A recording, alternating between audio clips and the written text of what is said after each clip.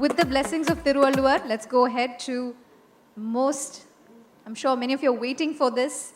I now invite the superstar of the evening, Dr. J. Rajkumar, to talk about his book. Please put your hands together as we welcome this wonderful, wonderful doctor on stage.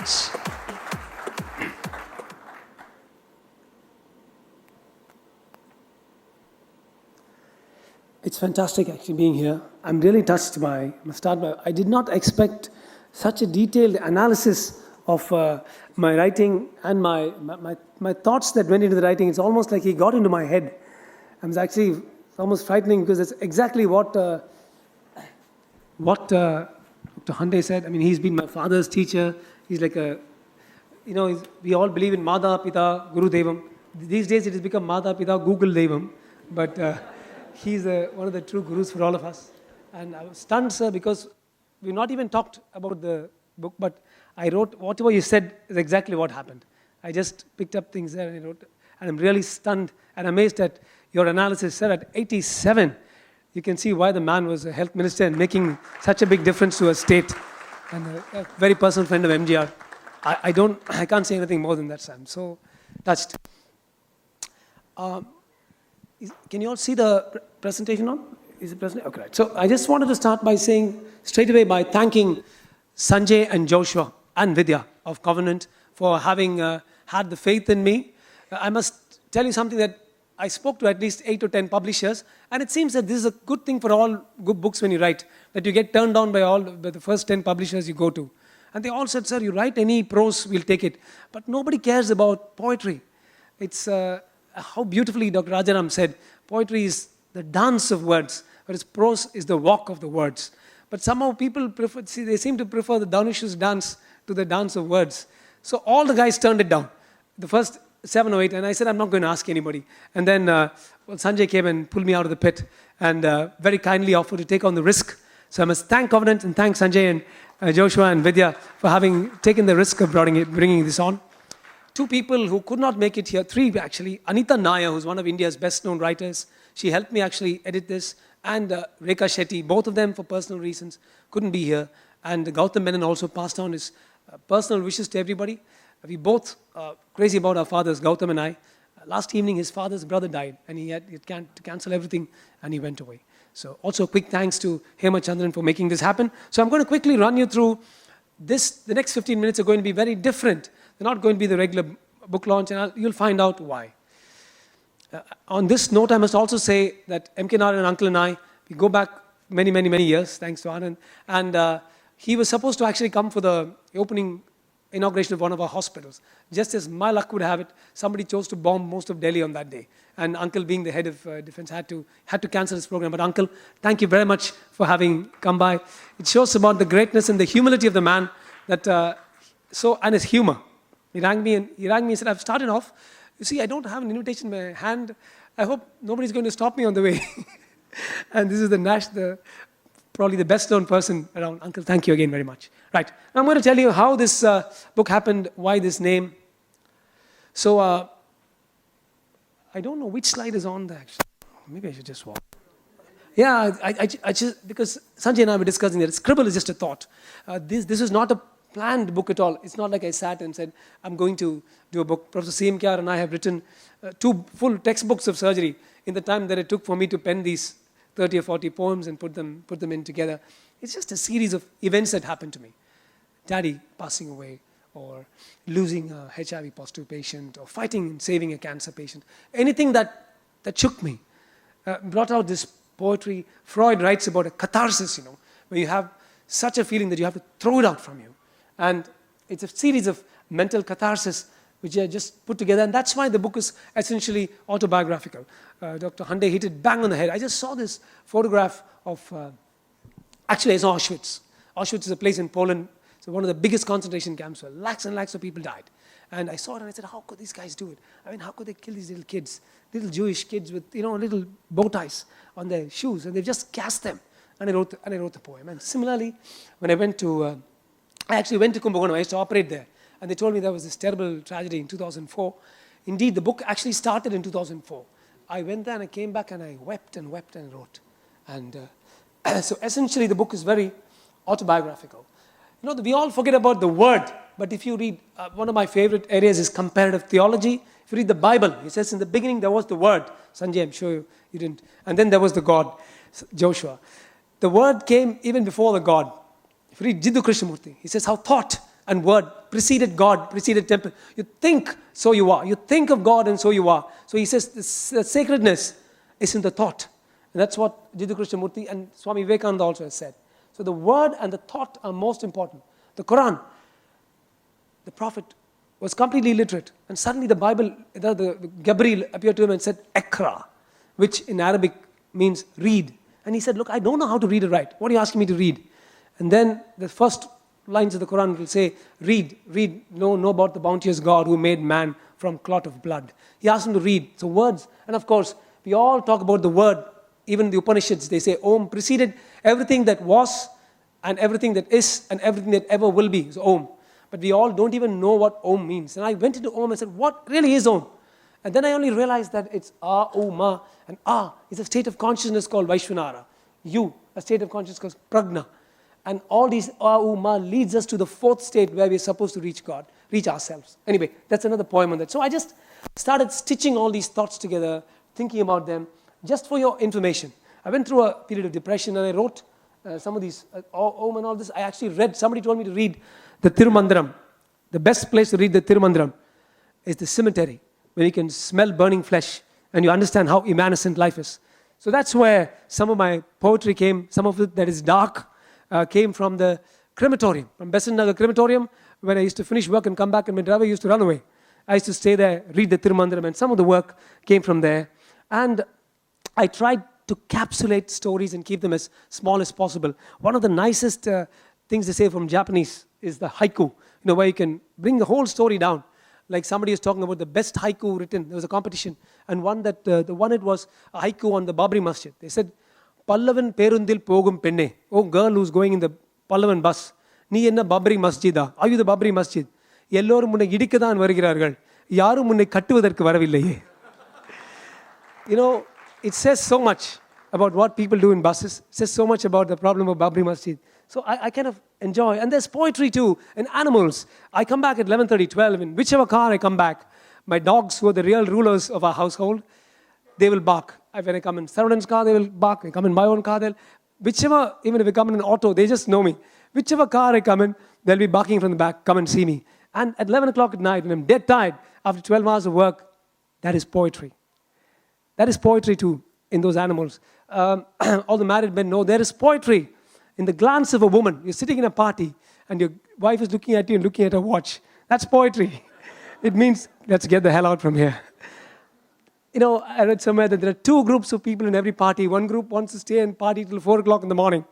The other group wants to get back at 9 o'clock and sleep. Unfortunately, the first group is married to the second group. And there's poetry.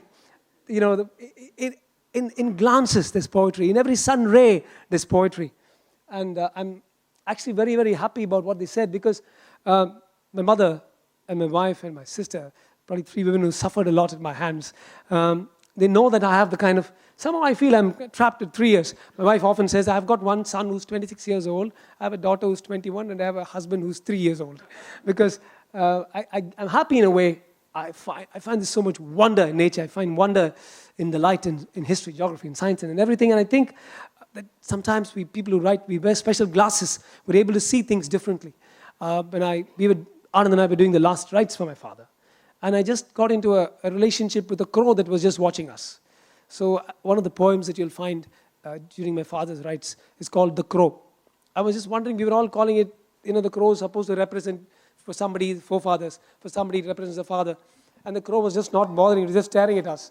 And so it's about my relationship with the crow and, just keeping one's eyes open to all that happens around us, as Dr. Hande so beautifully said. And, I read a beautiful line somewhere, that when we die, which is inevitable, your whole life kind of flashes before you. And they said, you live a life so that when that happens, it's worth watching. Imagine simply watching your whole life sitting in front of a desk, It won't be much to watch. And God has been kind and my life has been exciting. I don't know whether I was jamming music or whether I was forcing my embarrassed wife to dance. It's been very good. And I liked what Padma and Dr. Hande said. I have been very inspired by Keats. I like Keats on life. When he started writing poetry, he knew he had only 1.5 years left, and he died in 1.5 years. He gave up his medicine. And somebody asked him, how are you going to live? He said, I'm going to live like I have one last breath of cosmic delight. If you had one last really good breath and you have to die, you will take that breath and you say, really take one deep breath of delight, of cosmic delight is the word that John Keats used. And I have run through most of my life with it. And actually being in surgery, we are on the cutting edge. And I find that we all around, Professor Mailvanan is here, Professor Vittal is here, they're all our Pitamagars. Dr. Krishna himself was one of my seniors and teachers, Professor Chokalingam. All these are people who have taught not hundreds, not thousands, but possibly lakhs of students. They all know that when we operate, there is, to some extent, death all around us.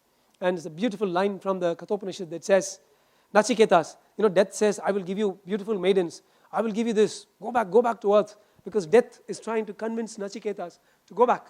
And Nachiketas says an immortal line, one of Jawaharlal Nehru's favorite lines. He says, when I have seen your face, Nachiketas is saying, when I've seen death by its face, how can anything else have more value?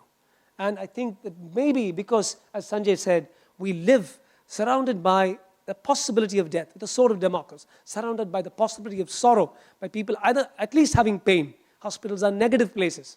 Our job is to bring in a little positivity. It gives you a complete different perspective on life, and that's the perspective I've tried to bring in. Just a couple of things. I have where is Janani? I have a little niece here. This is a very exciting Saravanan. Can somebody just play this thing?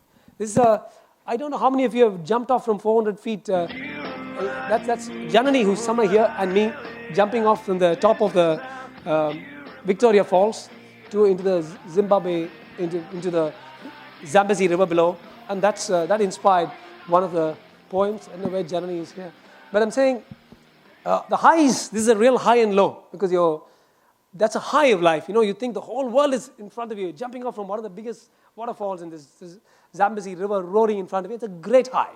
And I've scuba dived. I've done all the wildest things that people won't do. And this is one of the lowest points of my life, going to school and finding 93 children burnt alive because they just didn't, the guy who ran the school didn't bother.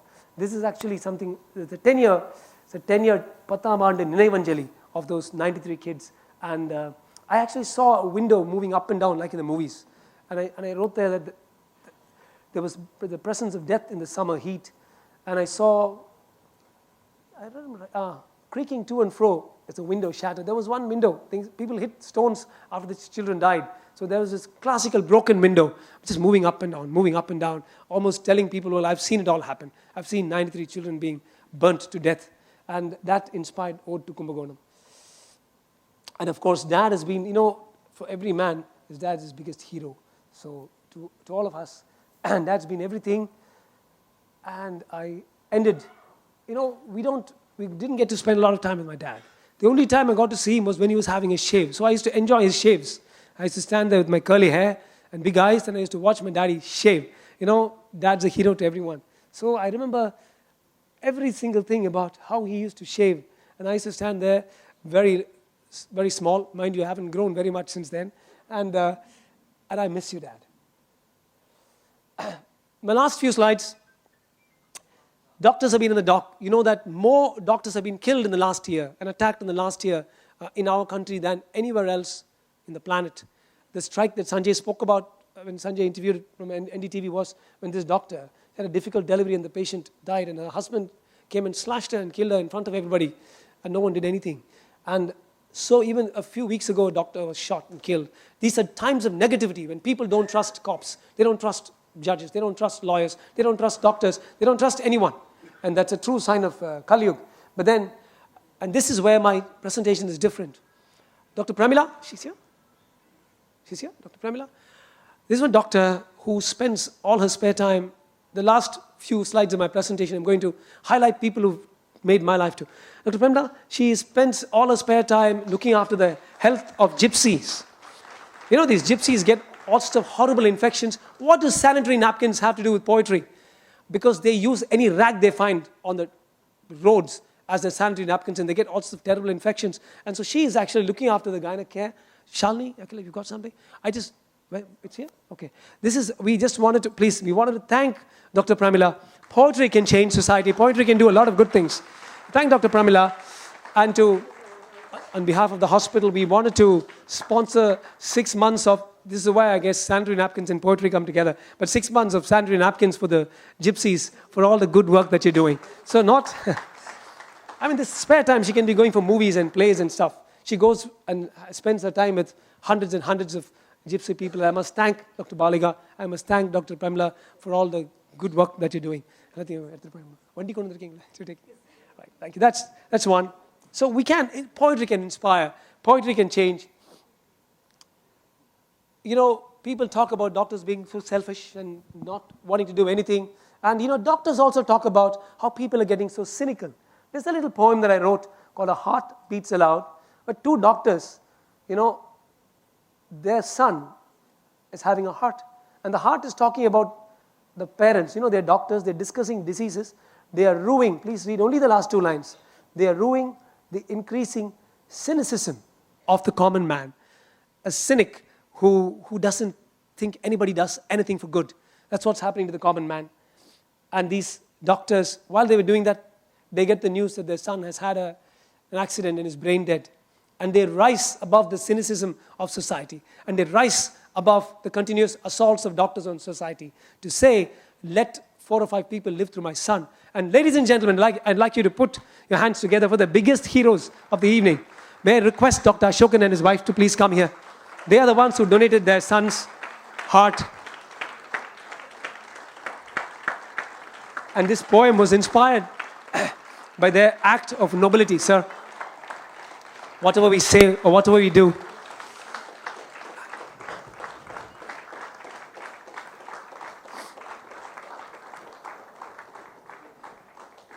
I'm going to request Nidhi Kara sir, my brother Mr. Rajendran, and Professor Vittal to honor them with shawls. Whatever we say, whatever we do, the nobility of their sacrifice cannot be matched. Sir, we're so happy. They don't really come out much because we requested. They came all the way from Tirukazhakundram just to attend this. In my mind, this is the high point of my evening. Mr. Rajendran, High Court Judge.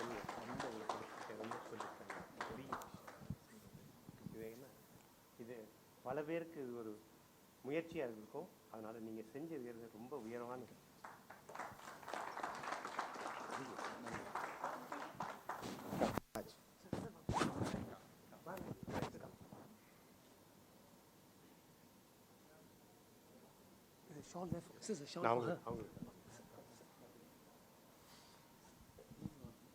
Come on.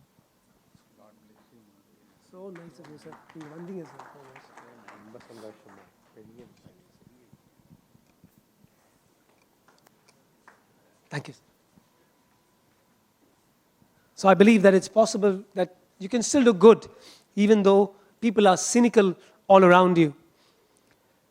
Now, here I'm going to speak. I don't know, those of you who will see the book, those of you who bother to buy it or bother to read it, will see that in the first page, I've dedicated it to a man who overcame cancer, who overcame heart attack, overcame multiple health ailments, and is also a doctor, a PhD, who spends all his spare time looking after these children. These children are HIV orphans.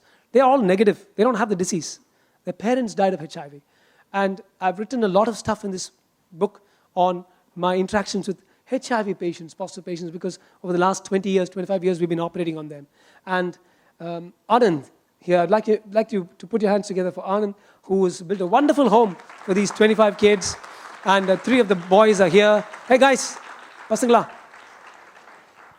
And it's fascinating to hear them. These are boys who want to be IAS officers, they want to be ministers, they want to run the government. And sir, the way they are studying, I think they will do it. They're negative for disease. They've just been cast away by their families because their families are still thinking that their children will get HIV if they move with these boys. And I also would like to say that the proceeds of the book, whatever little bit I get as an author, will go straight to a child's home for these boys.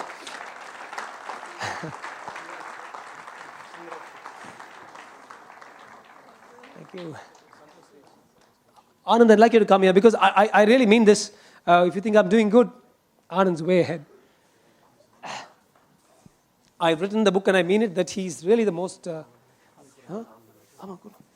noble soul that I know. And Anand, it's supposed to be for you. Hey. Thanks.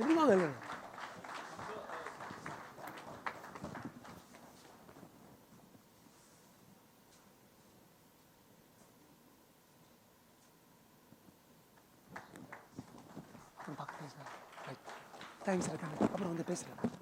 You know, Anand, one sec. May I request Professor Chokalingam, he's a very, very well-known cardiologist. Virtually all the film stars are his patients, to kindly give a shawl of respect for Anand, who's one of the most noble souls whom I know. They don't get better than Anand.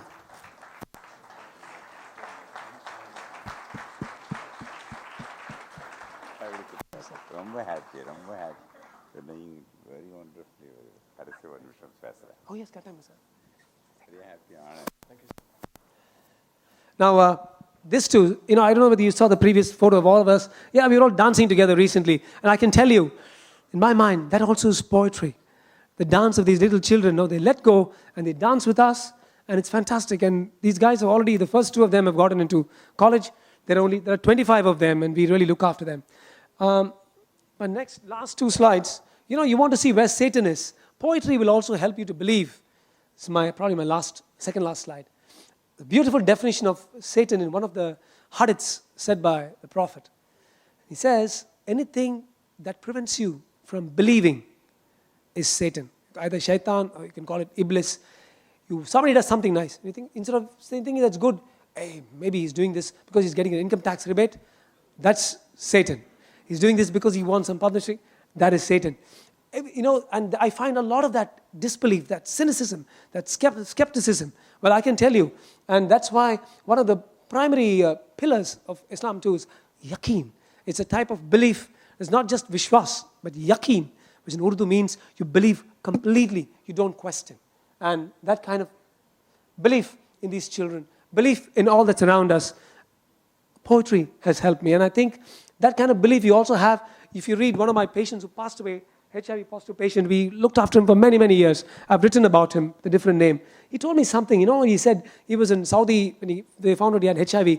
They bundled him into a chartered flight. This is 20 years ago. So they bundled him into a chartered flight and they sent him off from there. They couldn't get the chartered flight for 2 days. 2 days they sawed off the bottom of the door, kept him inside a locked room, and they were pushing the plates into that. Nobody even wanted to see him because some of them thought they'll get HIV if they saw him.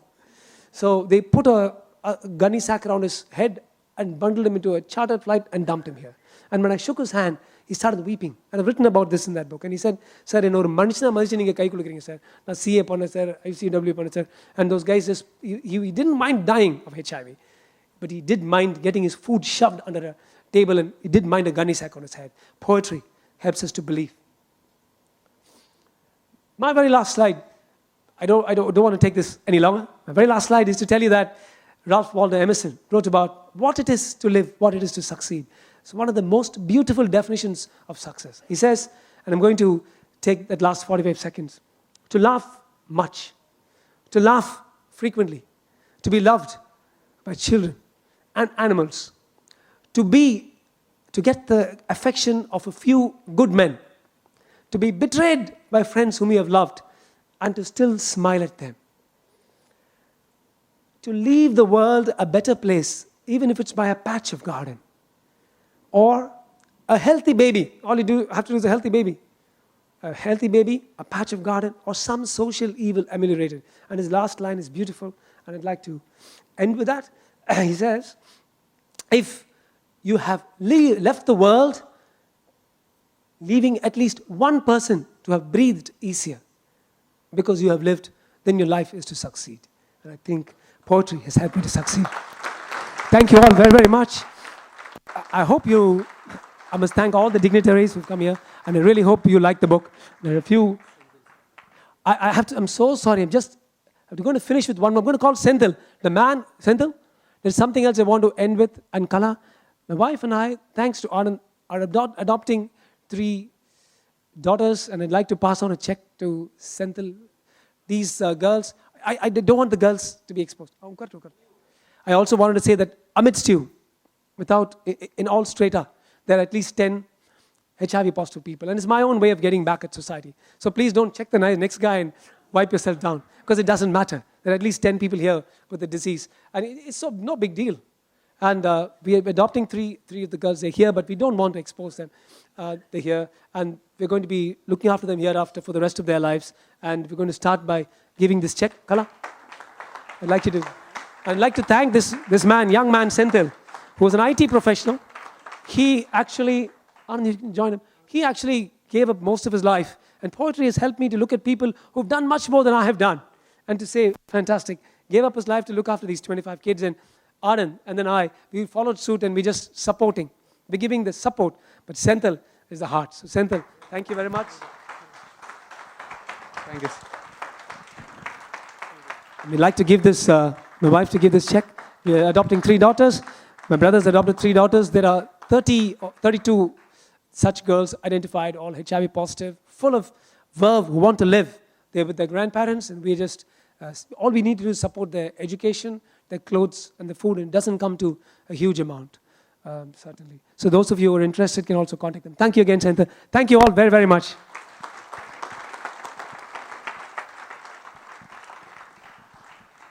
Thank you so much, Dr. J.S., for giving that master class on how to live life with verve, with joy, with happiness. But we're not done yet.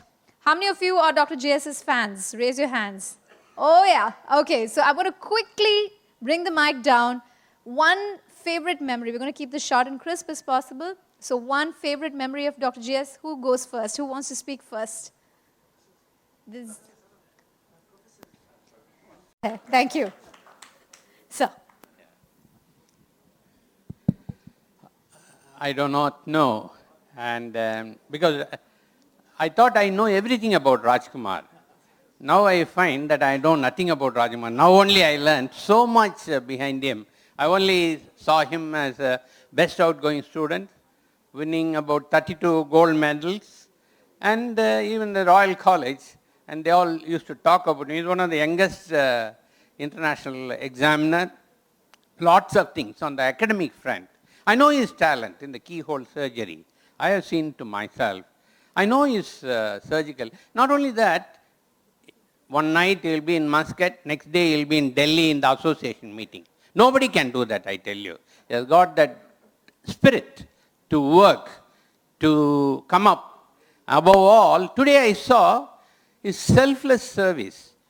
And he has invited me to his hospital to operate on a parathyroid adenoma for a HIV patient. To be very honest, tell you, I was a little bit worried. Though I know everything about that, I used to wear this, that, and all sorts of things. When I know Rajkumar is so dedicated and doing, we all must appreciate God we see in Rajkumar, I tell you. And the poor people will bless Rajkumar for all that he does. And above all, I was just going through this book, Scalpel, Scribbles. It is the scalpel. Who holds the scalpel is very important. And with Rajkumar writing so nicely, I just read a few things. One thing I appreciated is what Dr. Ashokan's, this one, munificent way in which he has a broad-minded attitude. And he has put it in a poetical form as though the heart of that boy is speaking. So wonderful. And I also said that the Kumbakonam tragedy he has written so nicely. I am very happy that God should bless Rajkumar another 100 years to do service to humankind. Thank you, Raj. Thank you, Raj. Thank you. For the way from Malaysia wants to speak a few words. Sir? Thank you. I'm not going to speak anything.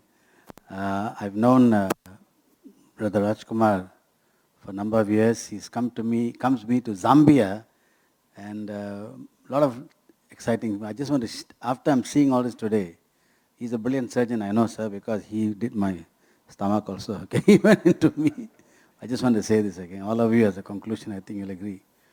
Manidan என்பவன் தெய்வமாகலாம் வாரி வாரி வழங்கும் போது வல்லலாகலாம் வாழை போல தன்னை தந்து தியாகியாகலாம் உருகி ஓடும் மெழுகு போல ஒளியை வீசலாம் மனிதன் என்பவன் தெய்வமாகலாம்.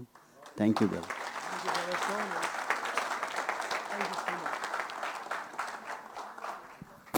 Thank you for that beautiful, beautiful song. With that, it's a wrap. So did you have a good time? Really? Little more louder. Did you have a good time? Yes, and you can meet Dr. J.S. outside. He's going to be signing books. And you could talk to him. You could take a sign from him, take that book, buy that book. And most importantly, how many of you are fasting here? It's the month of Ramadan. If you are, there is a special iftar pack waiting for you. So you know Dr. J.S. takes good care of everyone. So those of you who are fasting, there's a pack for you. Thank you so much, ladies and gentlemen. And congratulations, Dr. J.S. on that book. Thank you so much.